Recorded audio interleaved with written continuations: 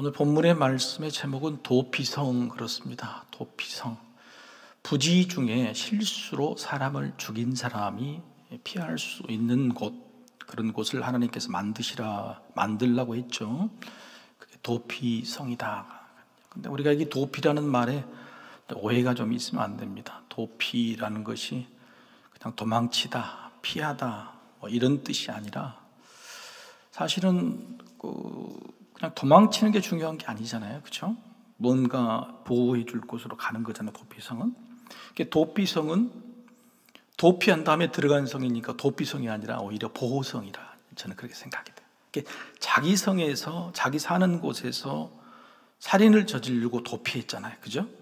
도피했고 그 다음에 그 사람이 보호받을 성으로 들어갔기 때문에 그 성은 도피성이 아니라 보호성, 이렇게 돼야 된다라고 생각했는데, 왜 도피성으로 붙였을까? 이게 중요한 의미가 있겠죠. 왜 도피성으로 붙였을까요? 보호성, 피난성 뭐 이렇게 붙이면 좋은데, 그렇게 붙인 이유는 뭐냐면 급박한 상황입니다. 급박한 상황. 그러니까 살인을 하고 나서 사람들이 살인의 이 일을 금방 알게 되잖아요. 그러면 당시에 하나님의 법으로는 피는 피로 갚아야 돼요. 창세기에도 사람의 피를 흘린 자는 피로서 갚아야 된다. 동해보복. 그러니까 스스로 문제를 해결했어요. 살인자는 자기 동료나 친족이 고해를 반드시 그 의무적으로 갚아야 됩니다. 뭐 대를 잇는다거나 또 땅을 다시 찾아준다거나 심지어는 원수도 갚아주는 것이 이스라엘 하나님이 정하신 고해일 제도인데, 고해일 제도 안에 의무예요. 자기 친척이나 가족이 죽으면 복수해 주는 것이. 성경에도 하나님 말씀에 그렇게 말씀해 주시니까. 그러니까 이게 문제가, 이게 정말 정당한 살인인지 아닌지 상관없이 사람들이 스스로 벌을 집행해 버릴 수 있기 때문에 급박한 상황이잖아요. 그래서 하나님께서 이 급박한 상황을 위한 법을 만드셨다고 하는 것이 좀 놀랍다고 하는 겁니다.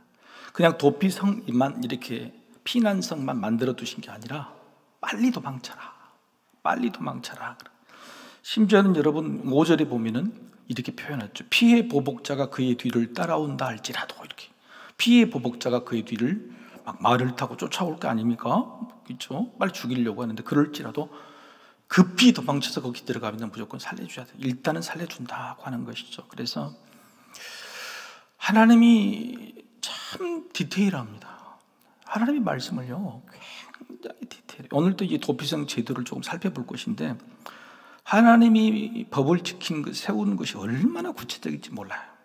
2000년이 지나서 최첨단 시대를 지나가는 이 시대도 법을 보면은 법이 중구난방입니다. 말도 안 되는 법들이 올라가 있고, 심지어는 이슈가 되면은요 국회의원들의 법이 막 10개, 20개가 올라가 있어요. 각기 다 다른 법이에요. 거기서 서로 정리하는 일하고 시간이 다 보내. 그 중에서 제일 좋은 법 자구수정하고 이렇게 하고 시간이 다 가는 거거든요. 근데 하나님이 정하신 법은요 놀랍도록 정확하고 놀랍도록 세밀하고 놀랍도록 배려를 하셨다고 하는 거예요. 하나님이 이렇게 피난처가 되시고 또 피난의 구체적인 장치를 해두셨다는 것을 제일 잘 누리는 사람이 누굴까요? 도망쳐 본 사람이죠. 그죠? 많이 도망쳐 본 사람. 성경에서 가장 많이 도망쳐 본 사람이 누굴까요? 그죠? 다윗이잖아요. 10여 년 동안 그래서 다윗의 시는요 하나님이 나의 피난처시다, 피할 산성이라고 하는 고백이 굉장히 많습니다. 이게 진짜 신앙인 거예요. 내가 급박한 상황에서 하나님 안으로, 하나님 밑으로 피해 본 사람이 하나님이 얼마나 위대하시고 사랑이 많으신 것을 알 수 있어요. 여러분, 하나님의 그늘 안에 피해 보셨습니까? 하나님 안으로 피한다는 게 도대체 뭘까? 오늘 도피성 제도를 그냥 율법적으로 아는 게 중요한 게 아니고, 하나님께로 피한다는 게 도대체 뭘까? 하나님은 왜 내 밑으로, 아니면 너희들도 서로 피난처를 만들어서 피하도록 하라고 하셨을까? 이런 것들을 우리가 깨닫게 된다 그러면 하나님 주신 의미를 잘 알게 되겠죠. 신약 성경에도 이 피할 길, 피난처라는 말씀이 있습니다. 고린도전서 10장 13절 말씀이죠. 사람이 감당할 시험 받기는 너희가 당한 것이 없나니 오직 하나님은 미쁘사 너희가 감당하지 못할 시험 당함을 허락하지 아니하시고 시험 당할 즈음에 또한 피할 길을 내사 너희로 능히 감당하게 하시느니라. 피할 길을 내신다. 도저히 할 수 없는 막다른 골목에서 피할 길을 내신다. 그런데 방금 읽으신 말씀에 중요한 말씀이 있어요. 한번 더 보실까요? 말씀. 피할 길을 주셨다. 그런데 마지막에 뭐죠? 너희로 능히 감당. 그러니까 피할 길을 주셨지만 피하는 것은 누가 해야 돼요?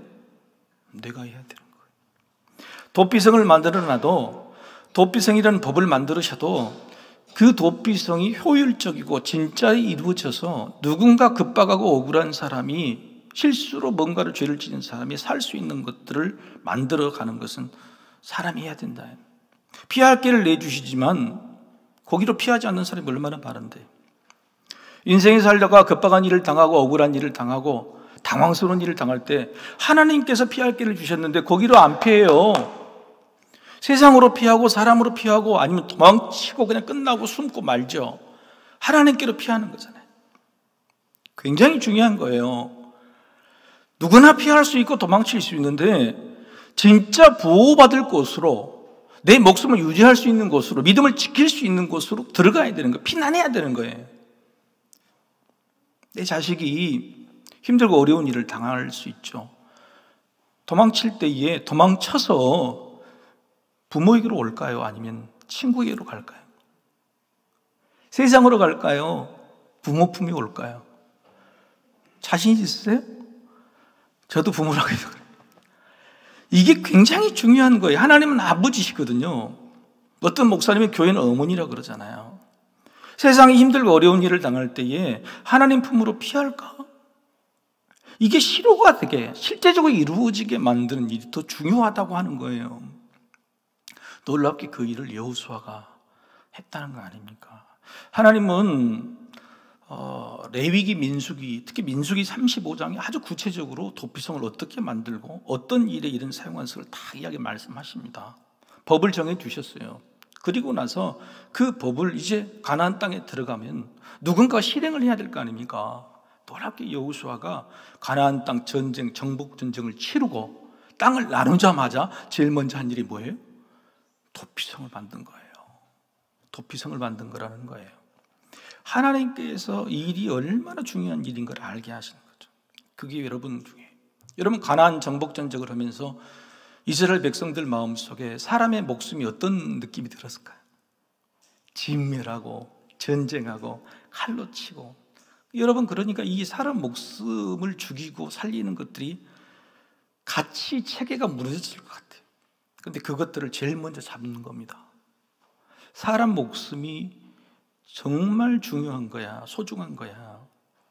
사람 목숨이 중요하게 보일 때 그 다음에 물질이고 그 다음에 관계고 다 그렇게 보이게 되는 거죠. 그래서 이 도피성 제도를 땅을 가르고 난 다음에 제일 먼저 한 이유는 뭐냐면, 아무리 죄를 지어서 사람을 죽인 사람이라도 그 사람 죄인의 목숨도 소중하다라고 하는 그 일을 실효적으로 이야기하는 거예요. 여러분, 탁상행정이 많잖아요. 탁상행정, 법을 만들어놔도. 우리나라도 좋은 법을 만들어놨는데 실천하지 않으니까 유명무실한 게 굉장히 많잖아요. 여러분, 출산휴가라는 법이 있었죠. 육아휴직이라는 법이 진작 만들어졌는데 요즘도 그거 잘 안 주는 직장이 있죠. 그거 쓰려고 그러면 나가, 이런 데 있잖아요. 최근 들어서 이걸 드러내놓고 쓸 수 있는 시간이 얼마 안 된 것 같아요. 근데 법은 만들어졌지만 이게 실효적으로 이루어지게 만들려면 행정적으로 뭔가 압력이 돼야 되고 안 한 사람들에게 벌금이 부과돼야 되고 해야 되는 겁니다. 행정이 참 중요해요. 입법, 사법, 행정인데 저는 행정이 중요해요. 그래서 탁상 행정은 참 나쁜 거예요. 나쁜 거. 여기서 공무원이 있는지 모르겠습니다만 탁상 행정은 나쁜 거죠. 저는 이 길 가다가 이 연말만 되면은 지금 이제 보도 블록을 이제 깨기 시작할 겁니다. 이제 10월 10일부터 이제 뭔가를 설치하기 시작할 거예요. 예산을 막 써야 되니까. 근데 그런 것들이 참 깝깝하게 보이는 거예요. 왜 그렇게 예산을 써야 될까? 그런 거죠. 뭐 여러 가지 이유 있습니다. 이제 그런 거 못마땅한데, 그런 구조물 중에서 참 이건 잘 세웠다 하는 개인적으로 생각해 보냐면, 횡단보도 거기에 그 우산 같은 거 만든 거 있잖아요. 개인적으로는 참 그게 좋더라고. 왜냐하면 신호등 체계를 잘 못 봤을 때 그거에 우산을 이쁘게 색깔로 만들었더라고요. 그러니까 운전자들이 경각심, 우산이 펴져 있으면 경각심이 생기더라고요. 운전도 조심하게 되고, 보행자는 거기서 멈출 수도 있고, 또 하나는 색깔을 이쁘게 우산이 있어서 이 도시 미관이 참 잘 만드는 것 같다는 생각이 듭니다. 처음에 그걸 만들었을 때는 바람에 휘휘 날아가고 고장나기 좋게 만들었더니 요즘 아주 튼튼하게 잘 만들었더라. 그래서 나는 저런 것들이 진짜 좋은 행정이다, 실제적으로 사람들이 피할 수 있는 그런 우산 같은 곳을 만드는 것이 참 좋은 일이라고 생각이 됩니다. 오늘 도피성 제도를 하나님 만들어 주셨고 여호수아가 어떻게 그걸 잘 실행했는지 살펴보겠습니다. 하나님께서 오늘 도피성을 만드셨을 때에 1절에 한번 읽어보시죠. 그 내용이 이제 쭉 있으면 1절부터 쭉 차근차근 보십시다. 자, 1절, 자, 시작. 여호와께서 여호수아에게 말씀하시되, 누구에게 말씀했어요? 여호수아에게 뭘 말씀하셨을까요? 2절 보십시다. 이스라엘 자손에게 말하여 이르기를, 내가 모세를 통하여 너희에게 말한 도피성들을 너희를 위해 정하. 여러분이 절차를 보세요. 여호수아에게 지금 뭔가를 하라고 한 거예요. 뭐래요? 내가 모세에게 정한 율법을 여호수아 네가 실천을 하되, 누구하고 같이요? 이스라엘 자손에게 말하는 거예요. 너희 전부가 내 법이 유효하도록, 실효하도록, 진짜 이루어지도록 일을 해라. 이게 진짜 중요한 거예요. 여러분, 내년에 국회의원 선거에 이런 사람을 뽑아줍시다. 이런 사람을 뽑아줘야 돼. 말만 하고 법 만들었던 게 아니라 그게 실효적으로 만든 일이에요.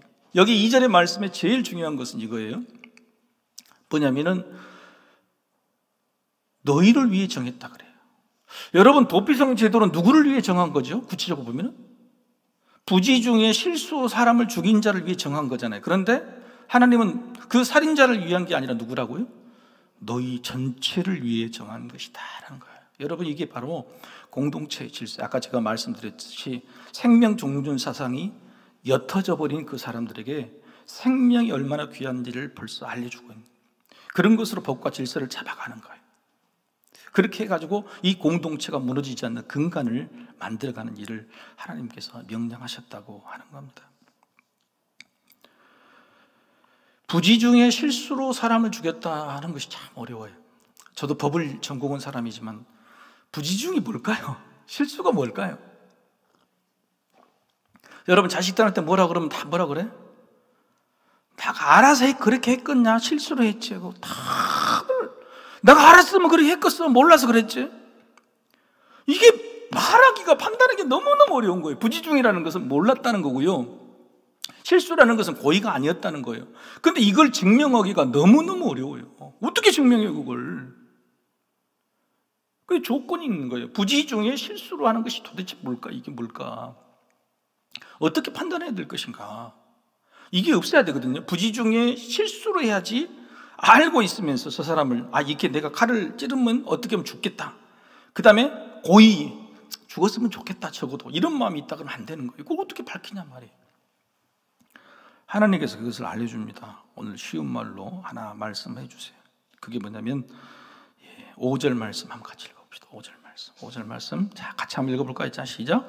피해 보복자가 그의 뒤를 따라온다 할지라도 그들은 그 살인자를 그의 손에 내주지 말지니 이는 본래 미워함이 없이 부지중에 그의 이웃을 죽였습니다. 뭐가 없는 거예요? 미워함이 없는 거예요. 미워함이 없는 거예요. 그래서 이걸 쉬운 말로, 미워하는 마음이 있으면 그냥 고의고 알고 있는 거예요. 근데 미워함이 없다 그런 마음이면 이건 실수로 죽인 거예요. 저 사람의 상황이나 삶이나 저 사람과 관계를 볼 때 미워할 일이 없어. 그러면은 고의가 아닌 거죠. 실수 있는 거죠. 그래서 미워한다고 한 마음이 굉장히 중요한 겁니다. 하나님께서도 이 미워하는 마음이 있냐 없느냐를 가지고 판단하시는, 굉장히 어려운 문제를 미워하느냐 미워하지 않느냐. 여러분, 미워하는 사람이 있습니까? 여러분, 미워하는 사람 앞에 가면은 얼굴이 표가 나요, 안 나요? 나죠. 예수님 뭐라 그랬어요? 네 입에서 난 말, 모든 말은 어디서 나온다고요? 마음에서 나온다. 마음에서 미워하면은 입에서 말이 그대로 나온다는 거예요. 예수님도 그 거짓말 하지 마라. 네 입에 나오는 말, 네 얼굴의 표정이 네 안에 미워하고 미워하지 않는 것이 다 드러난다고 말하고 있어요. 여러분, 그래서 마음속에 미워함이라는 게 얼마나 중요해요. 예수님은 이것을, 하나님이 가지고 있는 이 말씀을 더 구체적으로 정확하게 적용을 합니다. 그래서 네 마음에 화를 품으면 이미 그 사람을 살인하는 것이다. 죽이는 게 살인인 게 아니에요. 행동으로. 뭘요? 화를 품으면, 미워하면 살인하는 것이다. 예수님은 확대 해석해요. 네 마음에 음욕을 품으면 너는 이미 가늠한 것이라고 말씀하세요. 그래서 여러분, 이게 정말 중요한 거예요. 미워함이 있느냐 없느냐의 마음이 끝까지는 살인으로 가는 마음이에요. 그래서 우리 안에 있는 미움이 생기는 것을 늘 우리가 스스로 경계해야 된다고 하는 겁니다. 여러분, 그 미움이 생길 때마다 주님의 십자가 밑으로 피신하시기를 소망합니다. 잘 되주다. 옆 사람 다시 한번 봅시다. 미워 보여, 안 미워 보여? 미울 리가 없겠죠. 그러나 이뻐 보여야 돼. 누가 돼도 이해야 돼. 저도 지금 그 마음이 안 들려고 노력해. 정치인들만 보면은 막 미워하는 마음이 너무너무 힘들어. 근데 내가 안 미워하려고. 왜? 누가 손해요? 내가 손해요. 내가 손해요. 그래서 미워하는 마음 자체를 없애려고 노력하는 게 중요하다고 말씀하고 있는 거예요. 이걸 예수님께서 그렇게 하나님의 본심이 뭔지를 분명히 이야기하고 있다고 하는 것을 여러분 구분할 수 있어야 됩니다. 어떻게 만들었냐 그러면 참 이것도 이제 만듭니다. 신명기나 민수기 35장에 보면은요, 도피성을 어떻게 만들어라는 데는 내용은 없습니다. 왜냐하면 가나안 땅에 아직 들어가기 전이니까, 그렇죠? 출애굽 광야에서 만들었기 때문에 하나님께서 요거에 대해서는 말씀을 하지 않았어요. 근데 여호수아가 하나님이 주신 이 법의 취지를 너무너무 잘하는 거예요. 사람들 앞에서 미움, 생명을 경시하는 이 사성을 어떻게 빨리 잡을 것인가. 그래서 제일 먼저 하나님 말씀 이걸 순종하는 거죠. 그리고 그걸 실효적으로 해야 되는데 구체적인 방법이 없는데 여호수아가 얼마나 멋지게 있느냐. 요단강이 딱 아래 위로 흐릅니다. 동쪽과 서쪽에 3개씩을 딱 합니다. 동쪽과 셋째. 동쪽에 북쪽, 중간, 나머지. 위는 므낫세, 갓, 루벤 지파 동쪽에 3지파 있죠.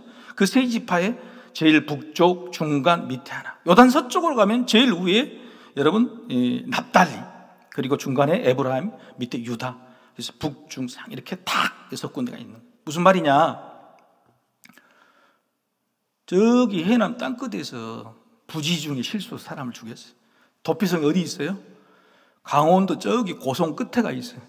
가다가 죽겠습니까? 안 죽겠습니까? 가다가 죽제 지쳐서 안 되는 거예요. 그러니까 어떻게 만들었냐? 부산에 하나 만들고, 중간 대구에 하나 만들고, 저기 춘천 쪽에 하나 만들고, 서울에 하나 만들고, 대전에 하나 만들고, 광주 쪽에 하나 딱 만들어서 제일 가까운 데다가 딱 가질 수 있도록 순식간에 도피할 수 있도록 자리를 만들어요. 또 하나 중요한 것은 뭐냐면 오늘 이 7절과 8절 보면 이 도피성들이 산지예요. 산지. 그리고 동쪽의 산지가 아닌 곳은 대로예요. 길이 아주 잘 보이는. 무슨 말이에요?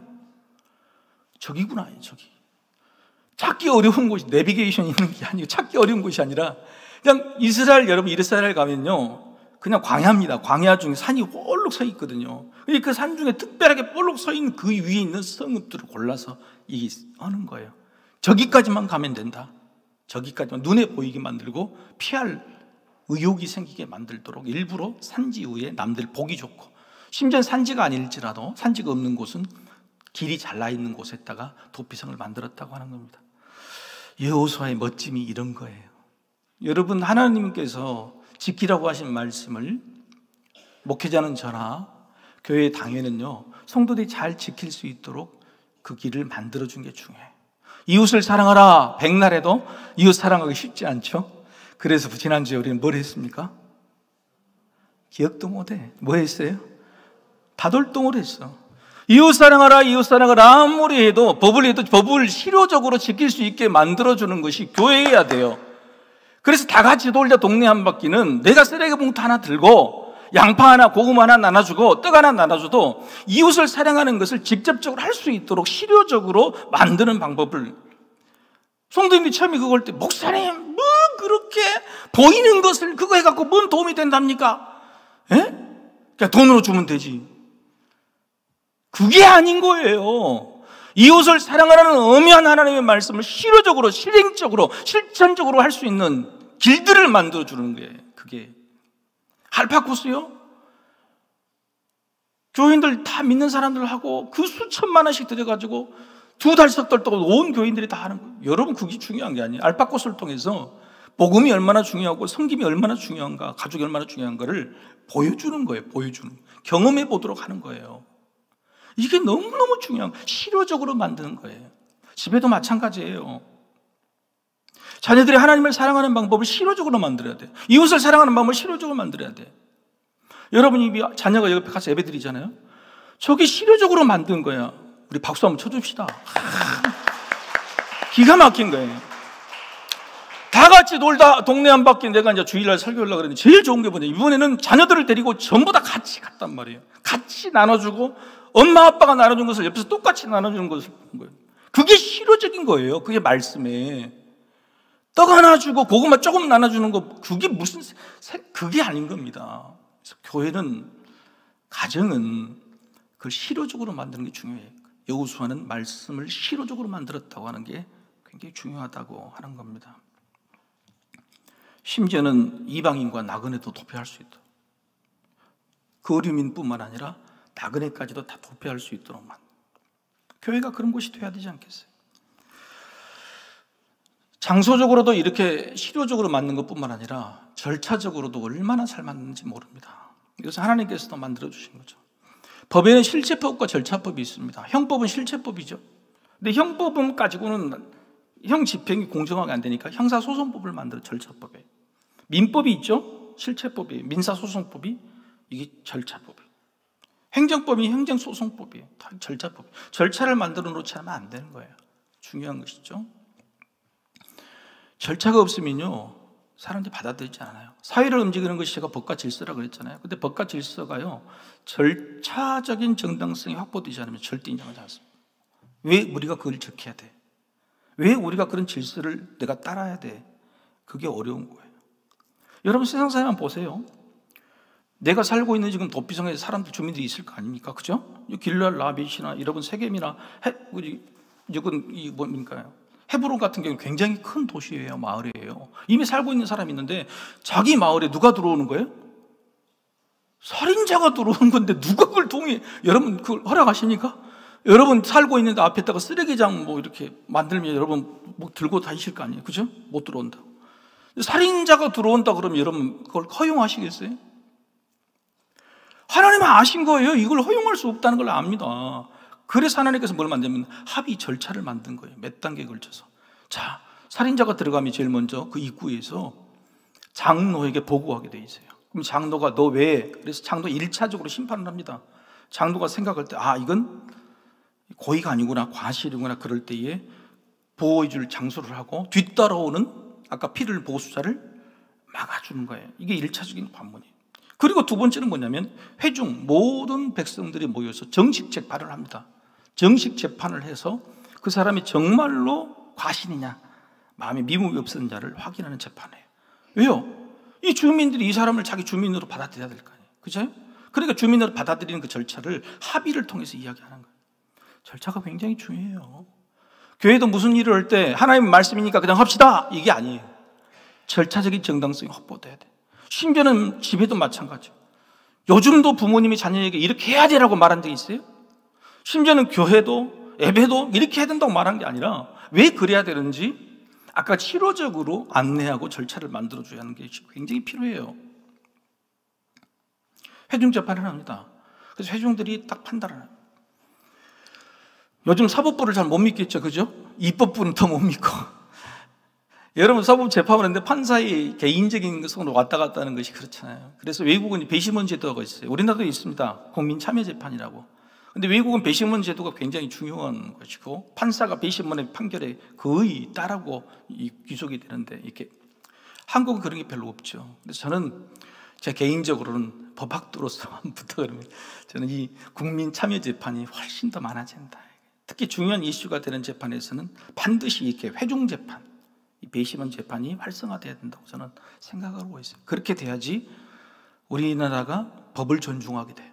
계속적으로 이렇게 판사나 검사들이 독단적으로 일을 하게 될 때에 여러분, 우리는 질서와 법을 인정하지 않게 되면 우리 스스로에게도 큰 문제가 되는 거예요.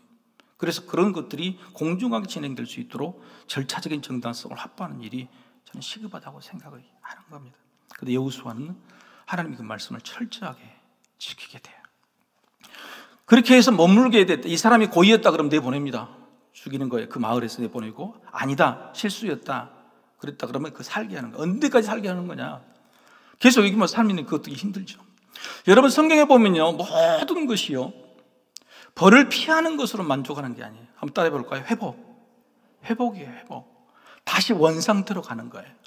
다시 원상태로 돌이켜. 에덴 동산을 다시 원상태로 돌리는 거예요. 천국에 다시. 하나님과 우리의 관계를 다시 원상태로 회복하는 게 중요해요. 그냥 피하고 도피하고 거기에 가는 게 그게 중요한 게 아니고 다시 원상태로 회복되는 게 중요해요. 그런데 하나님께서 거기까지 말씀하셨어요. 피한 사람이 언제까지냐? 대제사장이 죽을 때까지다. 대제사장이 죽게 되면은 원래 있던 자기 살던 동네로 다시 돌아가서 그 누구도 그 사람을 죽일 수 있는 권리가 없어요. 벌도 다 받았고 완전히 회복되는 겁니다. 여러분, 그래서 예수님은 뭐라고 그래요? 대제사장이라고 말하는 거예요. 예수님께서 이 땅에 오셔서 모든 죄를 완전히 도말하셨다, 없애주셨다. 그래서 우리는 정죄함이 없다고. 할렐루야. 바로 그런 거예요. 대제사장의 역할, 바로 예수님의 역할하고 같은 거예요. 하나님은 벌써 이때부터 이 대제사장이라는 제도, 죽음이라는 제도를 통해서 예수 그리스도를 예피하고 있다는 사실이 너무 놀라운 일이라 볼 수 있는 겁니다. 우리에게도 도피성이 있죠. 우리에게도 도피성이 있습니다. 우리도 부지 중에 실수로 범한 죄가 많고, 아니 고의로 범한 죄도 많죠. 그럴 때마다 우리 스스로가 가지고 있는 죄책감을 해소할 필요가 있습니다. 그렇잖아요. 사람이 나이를 들면 허무함, 죄책감 이런 것이 늘어간다고 그러잖아요. 여러분, 그래서 이 죄책감이라는 문제를 정확하게 해결하지 않으면 어려워요. 그래서 우리는 그런 것들을 해결할 수 있는 도피성이 있어야 돼요. 먼저 심리적인 도피성이 있습니다. 심리적인 도피성. 심리적인 도피성이 뭐냐? 마음의 감성이나 감정이 일단 안정해야 돼. 일단 당황스럽고 두렵고, 그래서 극단적인 선택을 하지 않도록 심리적인 도피성을 만드는, 그게 뭘까요? 그게 바로 기도예요. 기도입니다. 어떤 자리든지 어떤 문제가 있든지 그때의 기도라는 것이 심리적인 도피성이 돼야 돼요. 그래서 여러분 힘들고 어렵고 갑자기 도망쳐야 될 때에 하나님께로 피하는 방법이 뭐냐면 이 기도라는 방법으로 하나님께 피하는 거예요. 심리적인 도피성이 굉장히 중요합니다. 기도라는 것은 바로 이 살인자가 도피성으로 들어갈 때 장로에게 고백하는 거하고 똑같아요. 장로에게 내가 이런 죄를 지었습니다라고 똑같은 거예요.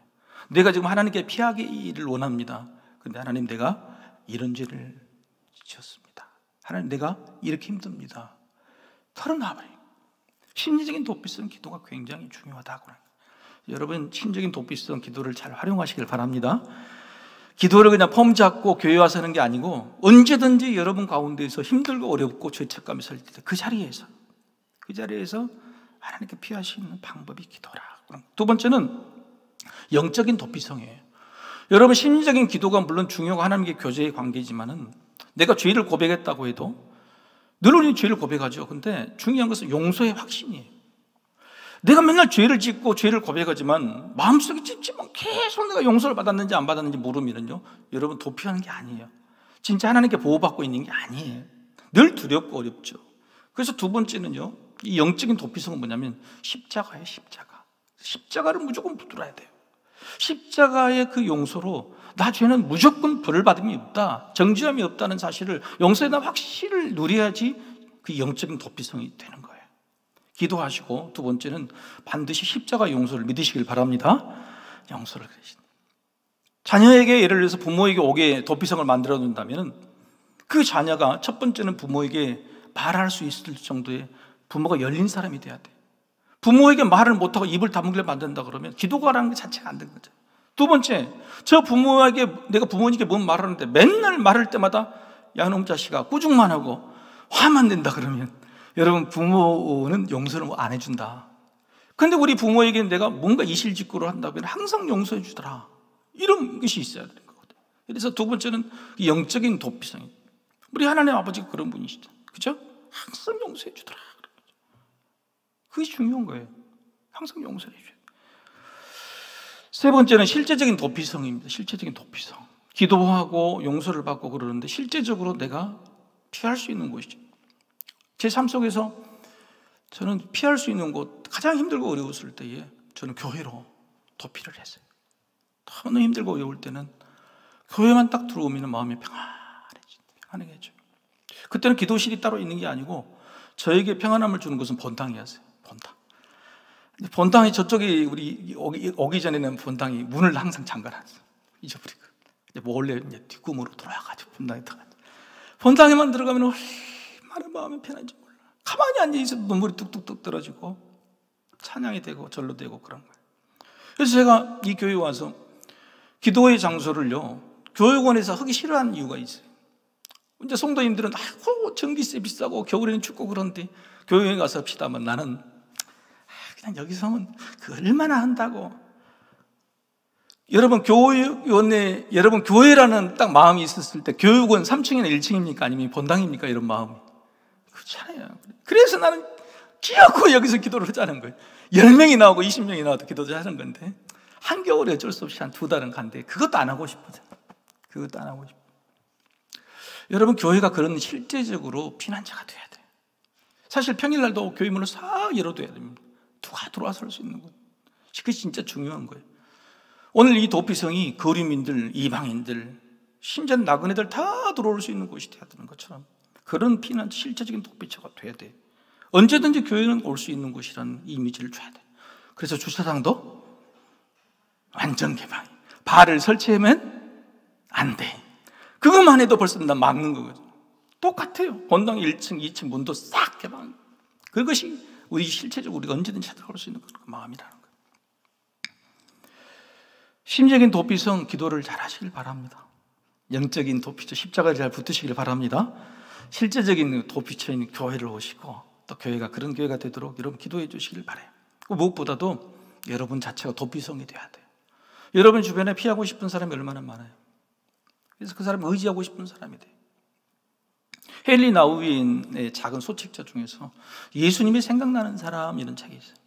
예수님이 생각나는 사람이 어떤 사람이냐 3가지 중인데 그 중에 한 가지가 제 마음. 지탱해 주는 사람.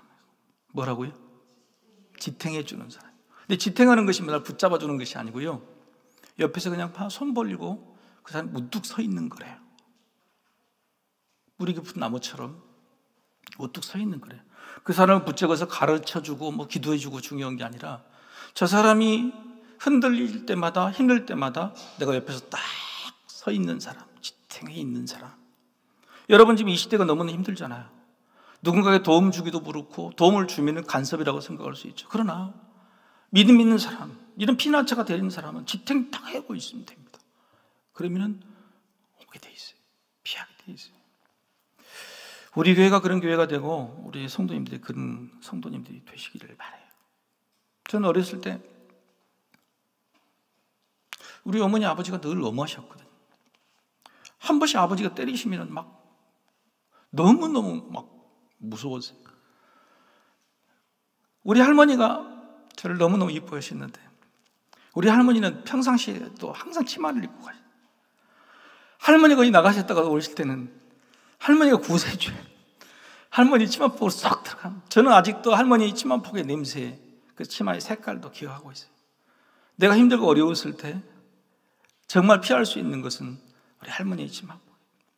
여러분 인생에 있어도 그 한두 번에 피할 수 있는 곳, 누구나 나를 언제든지 받아줄 수 있는 그런 곳이 있다 그러면 그 사람 인생이 바뀌는 거예요.